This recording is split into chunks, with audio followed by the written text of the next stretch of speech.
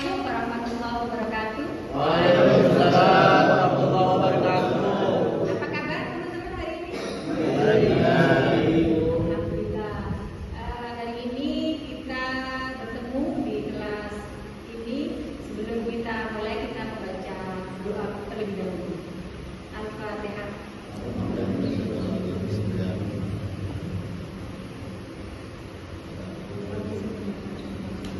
Baik teman-teman, sebelum kita lanjutkan kepada kuliah kita hari ini, sebelumnya saya nanya, apakah sudah ada yang kenal saya hari ini? Belum. Sebelumnya mungkin? Belum ya?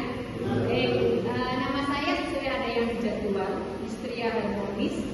Alamat saya domisili di Karanganyar ini, Pairuan, Probolinggo. Baik, ada yang mau ditanyakan teman-teman? Boleh tahu riwayat pendidikannya di mana saja, mulai dari SD sampai kuliah di mana saja? Baik, terima kasih. Dia mengatakan bahwa tak kenal maka tak sayang ya. Teman-teman mungkin ini menjadi satu motivasi juga kepada teman-teman. Riwayat pendidikan saya cukup berliku-liku. Kalau hanya sepintas saja mungkin nanti lain waktu kita bisa saling bercerita tentang bagaimana perjalanan pendidikan saya. Kalau saya pernah pernah belajar di TK, di Taman Kanak-Kanak selama 2 tahun. Kemudian di NMI 6 tahun, kemudian di MTS Negeri Babat 3 tahun, kemudian di Liman Lamongan 1 3 tahun. Kemudian S1 saya adalah di kampus kita tercinta ini adalah di Universitas Nurjati. S2 saya juga berasal dari kampus tercinta kita.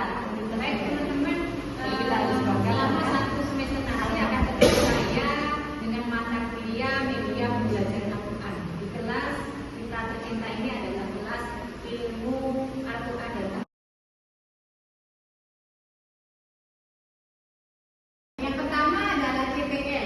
CPL 1 itu adalah bekerjasama dan memiliki kepekaan sosial serta kepedulian terhadap masyarakat di lingkungan. Jadi ketika kita sudah mempelajari mata kuliah ini, harapannya nanti kita mempunyai kepedulian. CPL 1 itu ada KU, 2 KU. Di sini saya KU 7 sama KU 8 yang mana poinnya KU 7 itu adalah bertanggung jawab dan KU 8 adalah kemandirian. Jadi intinya adalah ketika kita sudah mempelajari mata kuliah media pembelajaran itu, bagaimana kita bertanggung jawab atas apa yang kita pelajari untuk dipraktekkan dan mempunyai kemandirian bagaimana kita membuatnya atau kemandirian bagaimana kita berkarya dalam membuat media tersebut. Ini adalah CPL 1. Kemudian yang CPL 2 mengkriminalisasi semangat perjuangan dan kewirausahaan. Ini adalah poin utamanya adalah kreativitas. Kemudian CPL 3 mampu memelihara dan mengembangkan jaringan kerja dengan pendidik, kolega, sejawat di bawah lembaga. CPL 3 ini intinya adalah teamwork, bagaimana kita saling bekerjasama dalam lingkungan kita, sesama tim. Kalau nanti ada kelompok, maka kita harus saling bekerjasama, tahu pada tanggung jawab dan hak kewajibannya itu harus tahu. Ini dari CPL 3. Untuk CPL 4 ini adalah mampu menerapkan konsep pedagogik dan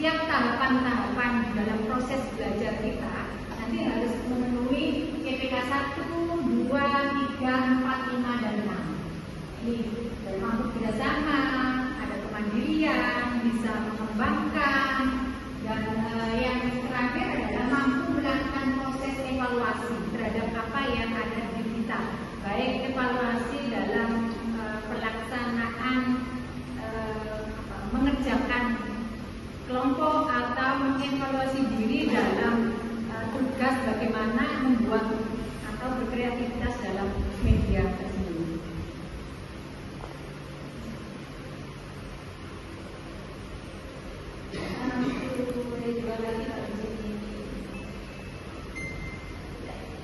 Nah, untuk materi apa saja yang mau kita diskusikan atau mau kita sampaikan atau mau kita bahas bersama dalam kelas ini dalam satu semester, materi-materinya ada yang pertama media pembelajaran, di mana di sana ada pengertian pembelajaran, kemudian proses belajar mengajar, kemudian pengertian media pembelajaran, serta fungsi dan manfaat media dalam proses belajar mengajar. Itu adalah materi 1. Kemudian materi 2, kita membahas tentang dasar pemikiran penggunaan media pembelajaran, di mana di dalamnya ada dasar penggunaan media pembelajaran dan tafsir Al-Quran. Kemudian membahas landasan-landasannya, baik landasan filosofis, psikologis, historis, empiris, dan teknologis. Itu adalah materi yang kedua. Materi yang ketiga, kita membahas tentang media pembelajaran dalam perspektif Al-Quran dan hadis, yang mana di situ kita membahas tentang media material dan imaterial. Itu adalah materi yang ketiga. Kemudian materi yang keempat itu kita membahas tentang media pembelajaran audio. Nah, di mana di sana nanti kita akan menduga bagaimana media audio tersebut. Selanjutnya pada materi kelima kita membahas tentang media pembelajaran visual. Di sana akan kita duga tentang media visual. Dan yang keenam nanti kita membahas tentang media pembelajaran berbasis teknologi. Yang ketujuh nanti manfaat dan pengaruh media dalam pembelajaran, dan yang terakhir adalah manfaat media belajar dalam mata pelajaran khusus Al-Quran. Jadi nanti sejauh mana manfaat media pembelajaran khusus pada mata pelajaran Al-Quran. Ini adalah materi-materi yang kita diskusikan selama satu semester. Jadi apa saja yang masuk dalam indikator penilaian di mata kuliah media pembelajaran? Yang pertama adalah rasa ingin tahu. Jadi sebesar mana rasa ingin tahu Anda terhadap mata kuliah kita atau materi-materi yang kita diskusikan. Kemudian yang kedua, percaya diri. Percaya diri ini teman-teman. Kemudian percaya diri bahwa teman-teman itu mempunyai pilihan yang tepat. Percaya diri untuk mengungkapkan apa yang Anda ingin tahu. Percaya diri menyampaikan ide atau pendapat ketika diskusi dan sebagainya. Yang kedua. Kemudian yang ketiga adalah tanggung jawab. Ketika ada tugas, tanggung jawab terhadap diri sendiri, terhadap kelompoknya maupun terhadap hasil capaian pembelajaran di mata kuliah kita. Kemudian disiplin. Hari ini teman-teman luar biasa ya. Atas untuk hari ini teman-teman. Tepat waktu. Kemudian sesuai dengan tata tertib yang ada di kampus sesuai. Semuanya fresh, semuanya duduk-duduk, semuanya siap untuk belajar. Nah, kemudian yang kelima adalah teliti. Teliti ini kita harus apa ya? Kalau kita mahasiswa itu harus peka atau harus kritis terhadap suatu hal yang ada di sekitar kita. Baik dalam diskusi, kritis menyampaikan apa yang tidak menjadi sependapat, atau baik mengungkapkan pendapat, atau baik kita melihat dari banyak perspektif. Kita teliti di situ. Kemudian kooperatif kerjasama. Nah, hari ini luar biasa. Kooperatif kita bersama sama kita, bersama teman-teman dan sebagainya. Kemudian mendengarkan. Hari ini tidak ada yang ngatur ya, semua fokus dan mendengarkan apa yang saya sampaikan hari ini. Kemudian asking question, mampu atau berani bertanya terhadap materi-materi yang nanti akan kita diskusikan. Jadi ketika saya menyampaikan materi, teman-teman mungkin berani bertanya, mau menanyakan. Berarti ini kan implementasi dari KCN tahunan. Kemudian answer question, teman-teman boleh ketika mereka menyampaikan pertanyaan, kemudian untuk menjawab merespon awal itu boleh. Jadi itu masuk dalam indikator penilaian juga. Ketika dalam diskusi teman-teman mampu menjawab, tidak menanggapi apa yang menjadi topik diskusi kita, itu juga masuk dalam indikator penilaian. Nah, untuk persentase penilaiannya, ini adalah persentase penilaian kita. Kalau tadi ada 10 indikator penilaian, apa saja tadi itu? Ada disiplin, bertanggung jawab, percaya diri dan sebagainya. Ada 10 tadi. Nah, ini adalah persentase ketika kita sudah selesai dalam satu semester. Ada persentasenya. Nilai akhir mahasiswa itu terdiri dari partisipasi kehadiran. Nah, ini masuk semua ya. Kehadiran. Kemudian aktivitas eksplorasi. Dari kita mampu mengembangkan materi yang kita diskusikan dalam berbagai perspektif tadi. Itu berarti adalah aktivitas eksplorasi atau mempunyai ide atau gagasan pengembangan dari materi yang kita bahas.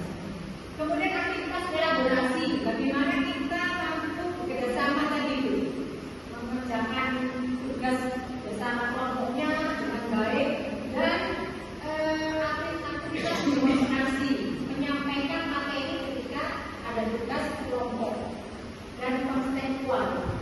Dan yang terakhir adalah tugas proyek dan presentasi UTS dan tugas. Ini adalah presentasinya.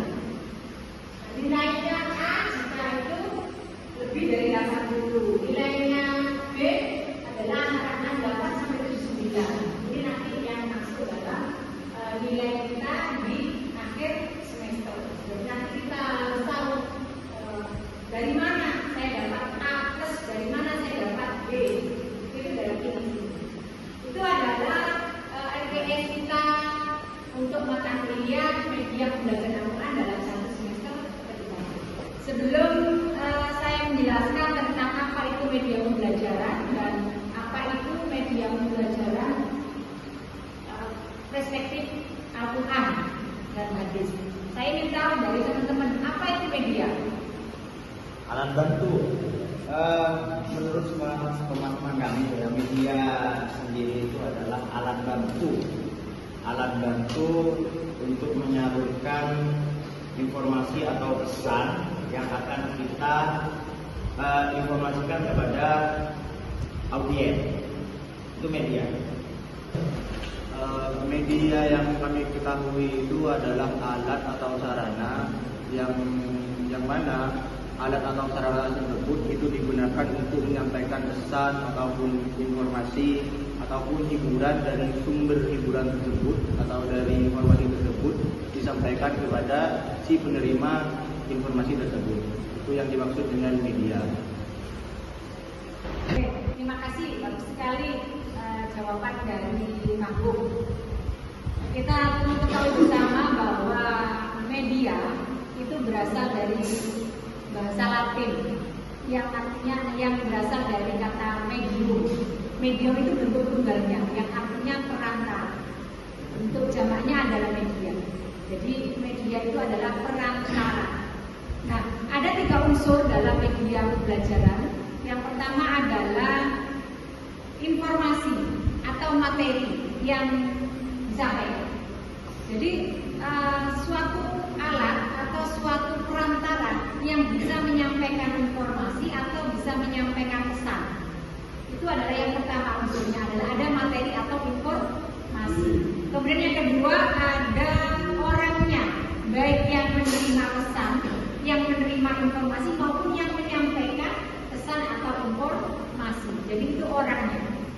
Kemudian yang ketiga unsur dari media itu adalah alat. Jadi ada alat yang menyampaikan dari sang penyampai pesan kepada yang menerima pesan menggunakan alat tersebut. Jadi tiga unsur ini adalah media. Apa saja? Yang pertama materi atau informasi. Yang kedua adalah orang, baik yang menyampaikan pesan maupun yang menerima pesan. Yang ketiga adalah alat.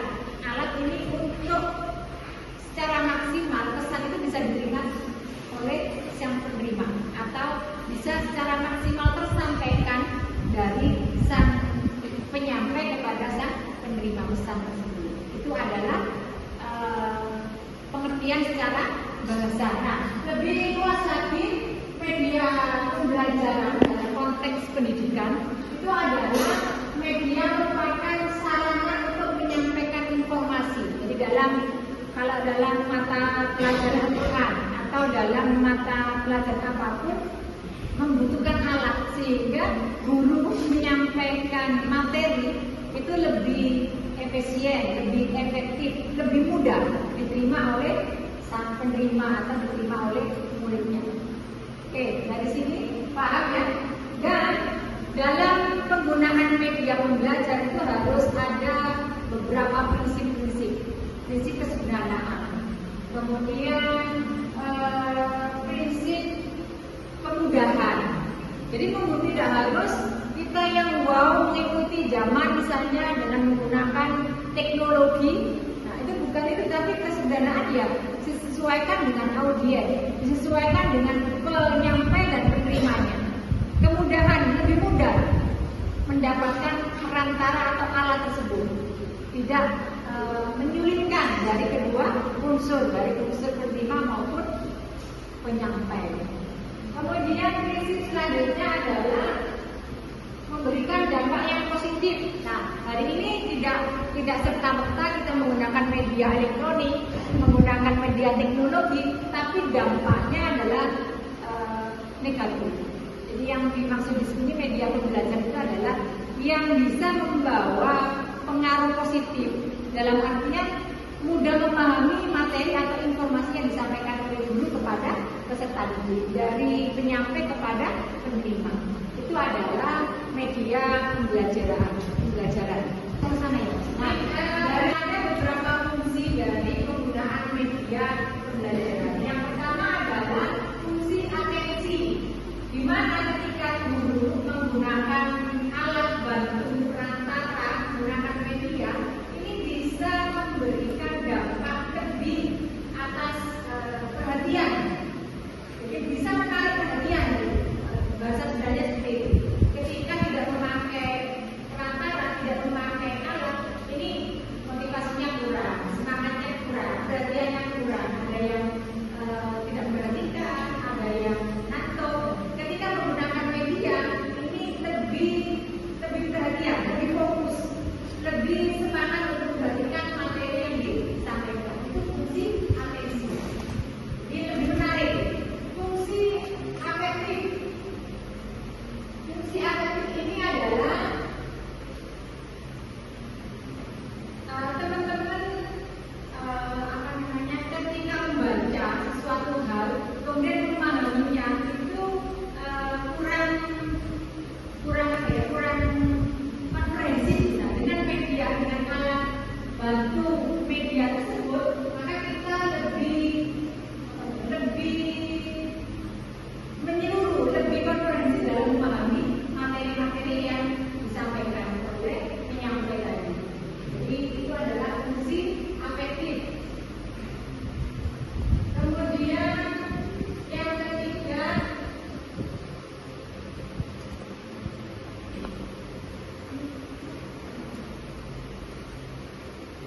ketiga, fungsi kognitif.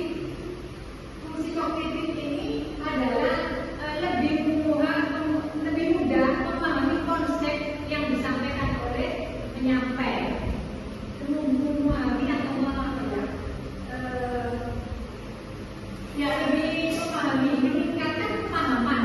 Jadi misalnya kalau mengajarkan tanpa alat, misalnya hanya berceramah, gitu ya, tanpa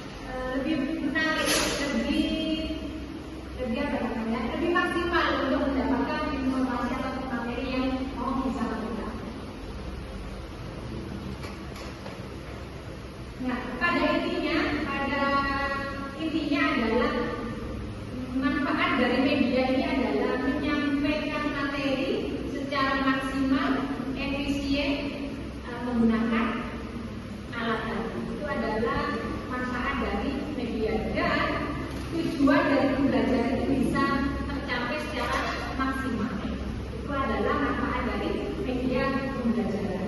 Ada yang ditanyakan? Tadi mengenai media tadi, ada beberapa yang mungkin kami belum mengerti bahwa di sana itu media itu adalah perantara satu hal kepada hal yang lain agar lebih bisa menggunakan. Nah, tapi kenapa setelah kita lihat fakta di lapangan bahwa dengan adanya media seorang peserta didik itu lebih banyak yang gagal daripada yang berhasil. Buktinya apa? Jarang dilakukan keberhasilan anak-anak masa ini dengan mudahnya akses dengan berbagai alat elektronik sehingga mencapai pengetahuan yang diharapkan. Sehingga pernah saya lihat di TikTok itu ya, anak-anak SMA perkalian sama pembagian aja enggak tahu. Itu yang pertama. Kemudian fungsi kognitif di media itu kan agar bisa memudahkan peserta didik melalui gambar visual, dan menurut kami itu seakan-akan memeluk fantasi anak didik. Soalnya fantasi anak peserta didik yang biasanya lihat bisa berfantasi sebagaimana yang dia inginkan, digulung dengan adanya visualisasi. Itu dia.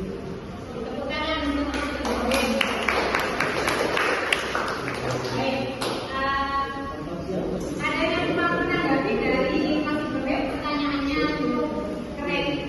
Ada yang mau menanggapi? Baik, jadi kita harus menarik benang merah. Kita harus membedakan antara media pembelajaran dengan media sosial. Media pembelajaran dan media sosial. Kalau media pembelajaran memang murni alat dipakai untuk menyampaikan materi dalam proses pembelajaran dari seorang guru kepada murid, dari penyampai kepada yang tersampaikan. Nah, ini kita harus memilah antara itu media pembelajaran, apakah itu media sosial.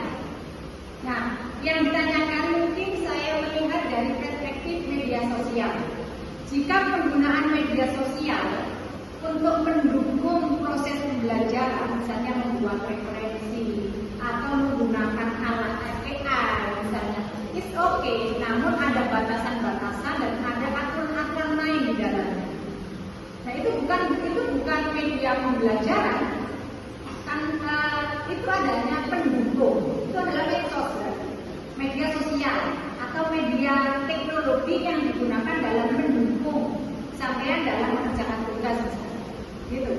Nah, misalnya kalau media pembelajaran itu harus ada yang menyampaikan dan penggunaannya ada aturannya sebelum memakainya, sebelum menggunakan alat tersebut. Nah, kalau misalnya kita ada tugas nih, kemudian menggunakan itu, nah itu yang kita harus memberikan batasan-batasan dan aturan untuk memakai alat tersebut. Memang benar yang dikatakan hari ini anak-anak SMA itu tidak mengetahui apa itu cakat desimal, gitu ya. Beda dengan zaman saya. Kalau teman-teman mungkin paham ya, atau yang lain sudah terkontaminasi dengan teknologi yang 100%. Nah, kalau dulu, kalau sekarang itu kan memang kita tidak bisa lepas dari teknologi ya, baik media sosial maupun teknologi canggih kayak zaman sekarang. Nah, hanya saja penggunaannya harus ada pendampingan ketika usia-usia tertentu. Kalau tidak maka akan bahaya. Dia 100% mempercayai AI, 100% mempercayai media teknologi. Jika tidak ada pendampingan, tidak ada arahan, maka ini bahaya. Ketika lepas dari itu ada ketergantungan. Ketika tidak ada alat, maka dia tidak bisa menjawab apapun. Nah, ini bedanya. Itulah afektif. Fungsi afektif di mana tidak terjadi ketergantungan ketika kita penggunaan media. Media ini media sosial ya, bukan media belajar. Kalau media belajar itu dipakai untuk menyampaikan dari guru ke murid.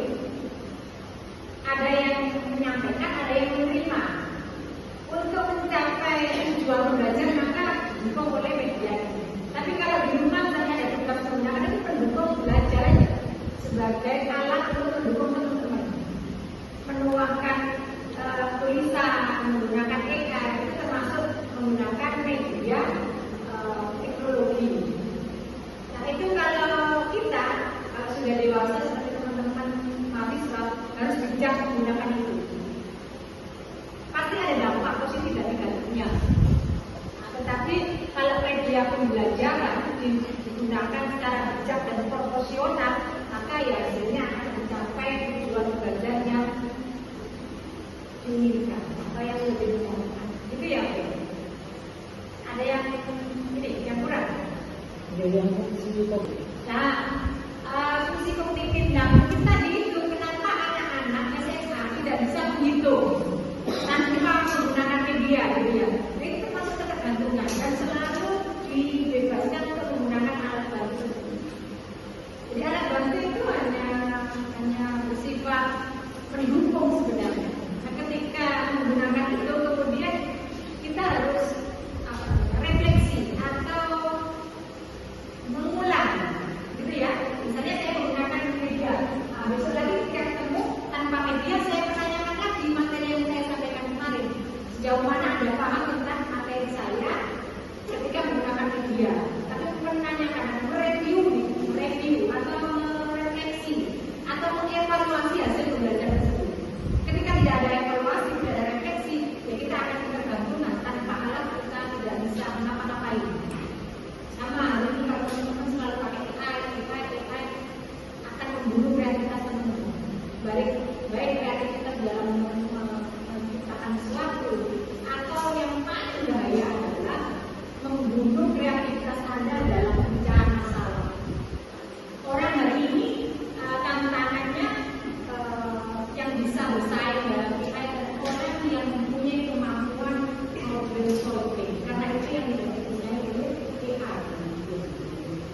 Atau yang kedua adalah orang yang mempunyai teamwork yang bagus, jadi bisa bekerjasama dengan siapapun, mudah beradaptasi, mempunyai skill komunikasi, itu yang nilai kita lebih tinggi, yang tidak bisa dibandingkan dengan AI. Jadi kalau bisa dikalahkan, kalau kita mau tidak terkalahkan dengan AI, kita dua itu orang yang mempunyai kreativitas memecahkan masalah dan orang yang mampu beradaptasi dan berkomunikasi sehingga bisa bekerja di tim. Dua ini yang tidak bisa ditandingi oleh AI. Kalau yang lain bisa kemampuan berpikir, bisa kemampuan menganalisa, bisa AI. Kemampuan menghitung, kemampuan analisis, menimbulkan, itu bisa ya. Tapi kalau memecahkan masalah yang ada di realita kehidupan kita, dan satu lagi adalah